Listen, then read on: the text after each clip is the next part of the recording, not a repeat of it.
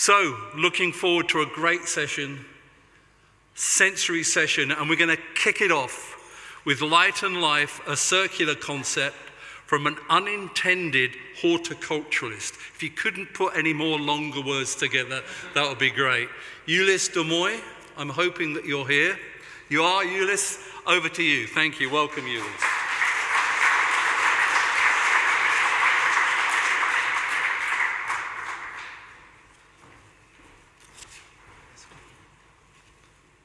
Sorry, let me just flick this through. There we go. So I'll introduce myself. I'm Ulysse Dormoy. I'm the CEO of Atrium Limited, and we are a specialist lighting distributor working in the specification sector.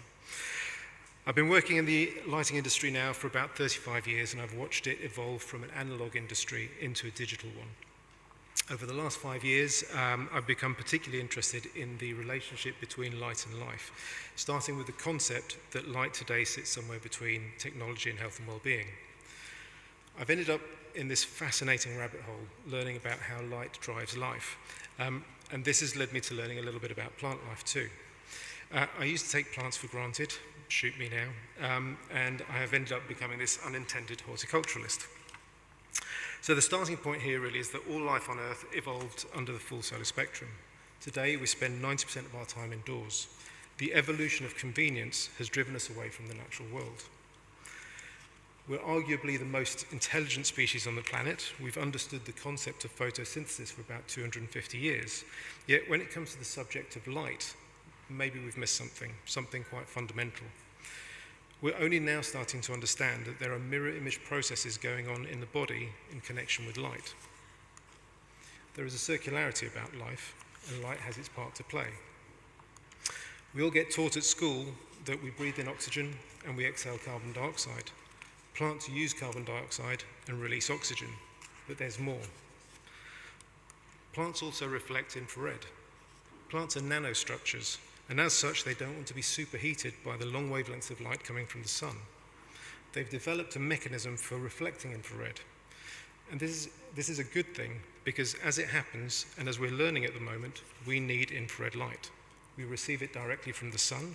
However, we also receive it from reflected infrared from plants. And they can only reflect it if they're exposed to it in the first place. When we look at the wavelengths of light, we see that UV is essentially skin deep. As wavelengths get longer, the light travels deeper into our body. Near infrared light travels the furthest and even travels through bones. So what's going on? Mitochondria is what's going on. We hear about them from nutritionists and from sports scientists, and we're starting to hear about them in the context of light. These tiny little things are the powerhouses of our cells. They are 100 times smaller than the diameter of a human hair. They are membrane-bound cell organelles that generate most of the chemical energy that's required to power our biochemical reactions. They are intracellular symbiotes that live within our cells. They are inherited. They predate animals and humans. They are related to an ancient bacteria, and they have their own DNA separate to our DNA. Humans, therefore, are not pure beings. We are cohabited conglomerations. So as the red and infrared wavelengths enter our bodies, the photons stimulate our mitochondria, and this leads to ATP production. ATP is adenosine triphosphate, also referred to as the energy currency of life. We produce our own body weight in ATP every day. Without mitochondria, we have no energy production. Beyond the production of ATP, mitochondria are also responsible for producing subcellular melatonin, which is understood to be used locally against free radicals. Professor Glenn Jeffrey and Mike Pauner from UCL have shown that by shining red light at 670 nanometers into the body, they were able to reduce blood glucose spikes by 27%. When mitochondria get stimulated, they need fuel, and they get that fuel from the glucose in our bloodstream. Light is being connected to metabolic health. So here's a photo taken of a hand using an infrared camera. The hand is covering an 850 nanometer light source, which sits beyond the visible part of the spectrum. Notice one thing, there are no bones visible. This is referred to the tissue transparency window. Tissue transparency only happens in the infrared. We see in color. Oh, sorry. What's going on there? There's a transition that hasn't happened, so I'm really sorry.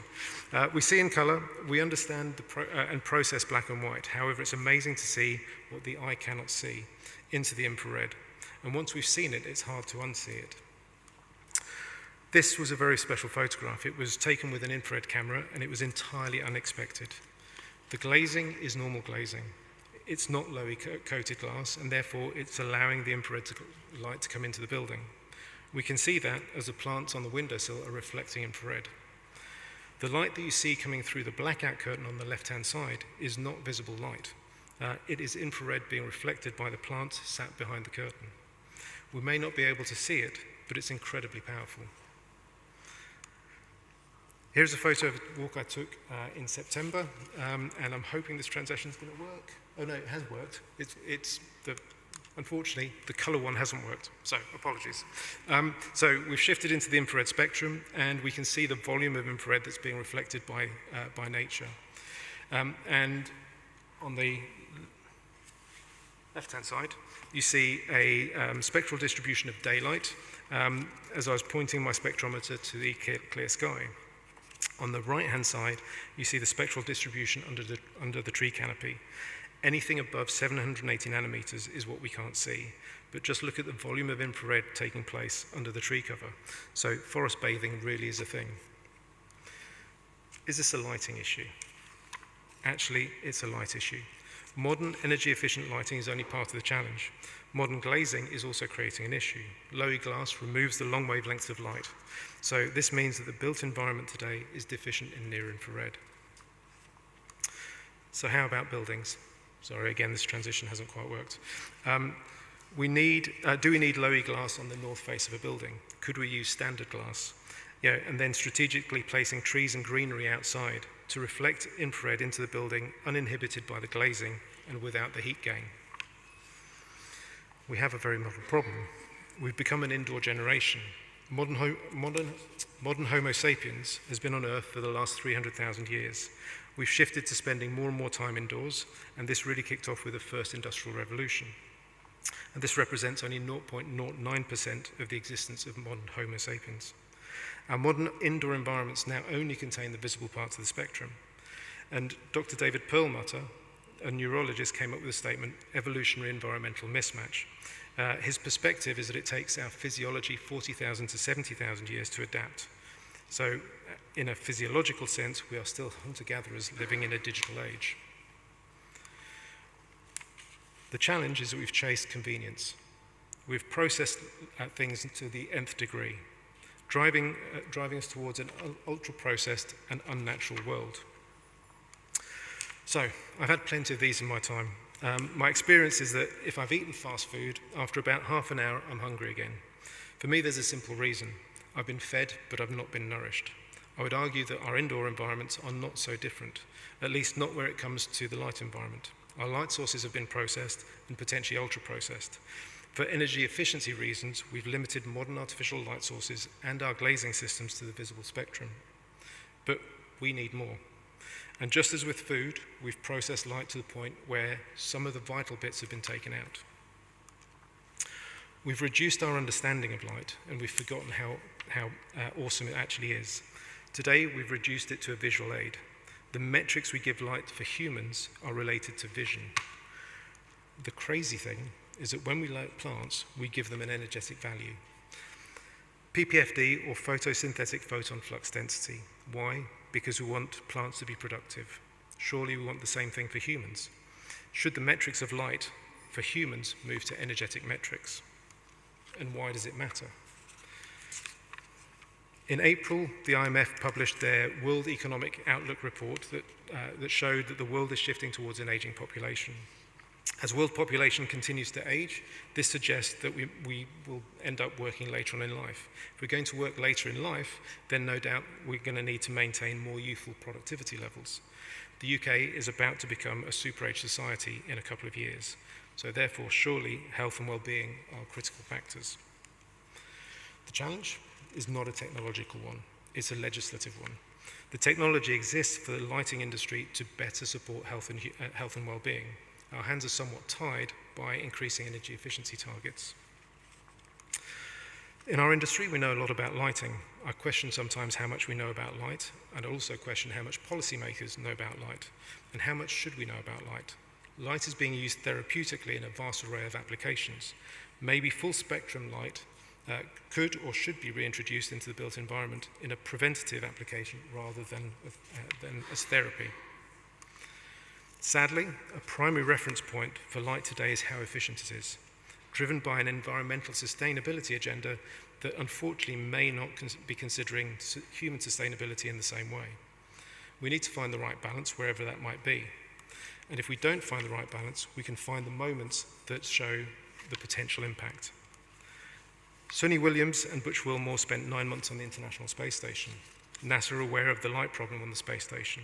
Astronauts are going up super healthy humans and coming back pre-diabetic. Of course, there are gravitational issues, radiation issues, and their food is ultra-processed. However, their light environment has changed to only being in the visible part of the spectrum. So after 9 months, what happens? Well, accelerated mitochondrial aging takes place, and it looks like that. What's the difference between the space station and our modern office environment? Not a lot, I would say. The big difference is we have a choice. We can step outside, back into nature and into sunlight. Winston Churchill is quoted as saying, "We shape our buildings, thereafter they shape us." With the amount of time we spend in the built environment today, I would say that this is more relevant than ever. We should be designing for positive human outcomes. And I believe that architecture and design will play a major part in the health of nations. Biophilic and salutogenic concepts should become the norm. And maybe they're not a nice to have, but they're a must have. The great philosopher Yoda is quoted as saying, "Luminous beings are we, not this crude matter." Light is not just for vision, it is for health and human sustainability. Thank you.